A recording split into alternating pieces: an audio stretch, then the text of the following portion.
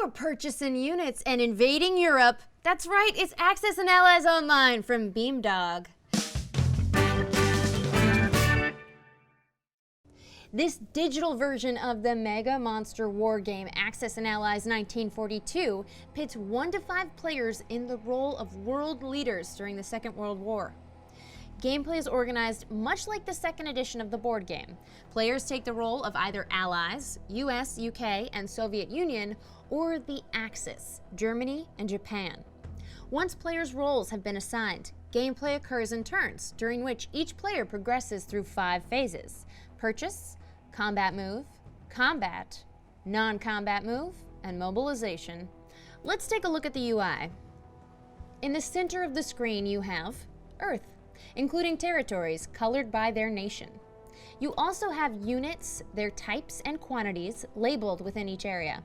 Some regions also have an industrial production credit, or IPC value.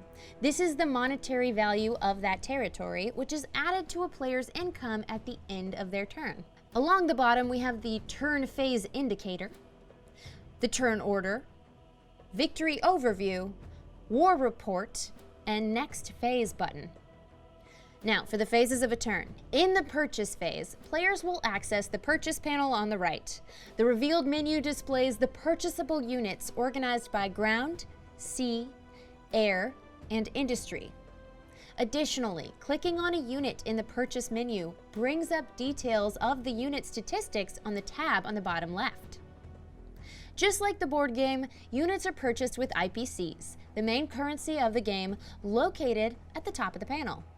Additionally, the number of units a player may produce in a turn is limited to the value of IPCs they have in territories containing an industrial complex. More on that in the mobilization step. Once decided, the player can select the units using the plus symbol. After they've chosen their purchases for the turn, they press End Phase.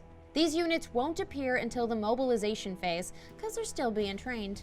Next, in the combat move phase, the active player can move any of their units from a territory into an opponent's territory. By selecting a unit on the map, the game reveals the territories that unit can move into based on their move value. Once a destination is selected, an arrow and a token appears to mark their marching orders. Once all of the orders for the turn have been selected and planned, click the End Phase button to reveal a summary page and confirm your orders. Now the combat phase begins, where the units in the invaded territories duke it out. The active player can now choose which encounter to resolve first by clicking on the chosen territory, or auto-select by hitting Next in the bottom right. This brings up a combat screen, displaying units on both sides, organized by their respective attack and defense values. Each set of units will roll simulated dice in order to score hits on the opposing side. The die rolls must be equal to or less than the combat value in order to score a hit. Hit roll dice to let combat begin. The hits rolled will automatically be assigned to the opposing team's units based on their IPC cost, lowest to highest. All defending units, even those with hits assigned to them, get a chance to hit back with a roll of their own. This process continues until all units have rolled.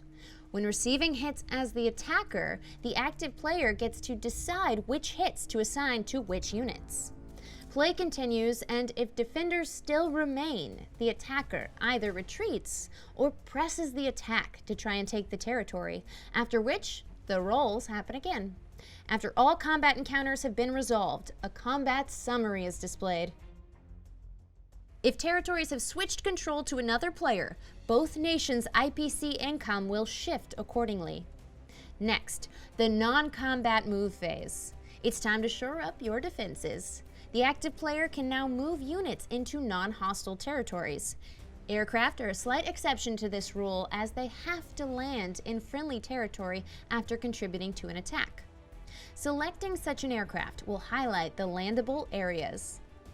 After the active player has selected all their units to move into friendly territory, they click End Phase to execute those orders. The final phase, mobilization, allows the player to place their purchased units into their territories that contain an industrial complex, provided they've controlled it since the start of their turn. The number of units placed in that territory may not exceed the IPC value of that territory. Once all the units have been placed by selecting them from the mobilization panel and adding them to territories, the player clicks in turn.